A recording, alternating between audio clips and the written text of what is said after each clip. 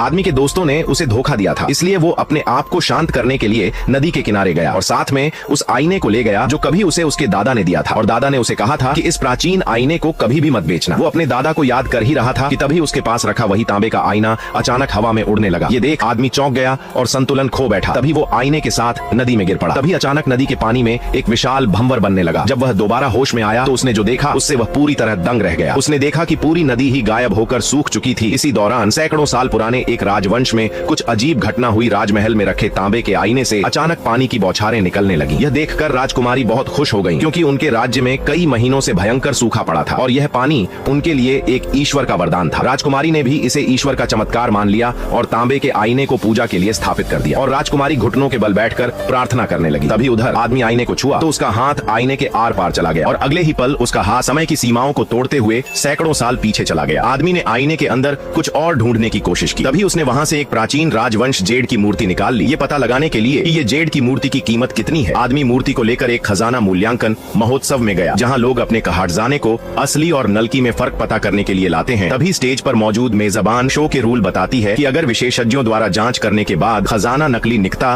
तो उसे तुरंत तोड़ दिया जाएगा, और अगर विशेषज्ञों ने इसे गलती से तोड़ा या पहचाने में गलती कर दी और असली को नल की समझकर तोड़ दिया तो उनकी टीम 10 गुना मुआवजा देगी। आदमी जादुई आईने से निकाली गई जेड की मूर्ति जो प्राचीन राजवंश की थी उसे एक शो में बेचने के लिए ले जाता है, जहां और भी लोग अपनी कीमती वस्तु लेकर आए थे। लेकिन तभी आदमी देखता है कि शो के विशेषज्ञों में उसकी एक्स गर्लफ्रेंड और उसका अमीर बॉयफ्रेंड भी था। वो दोनों आदमी को देखकर उसका मजाक उड़ाते हैं और वहां आए सभी लोग अपनी वस्तु पेश करते हैं, लेकिन विशेषज्ञ सभी वस्तुओं को नकली घोषित करते हैं। लेकिन जब लड़के की जेड की मूर्ति की बारी आती है तो सभी विशेषज्ञों को उस मूर्ति के बारे में कोई अंदाजा नहीं था कि वो मूर्ति किस राजवंश की है। तभी विशेषज्ञ बोलते हैं कि हमें इसके जांच करने के लिए किसी बड़े विशेषज्ञ को बुलाना चाहिए। लेकिन तभी अमीर आदमी की गर्लफ्रेंड बोलती है कि ये आदमी अनाथ है।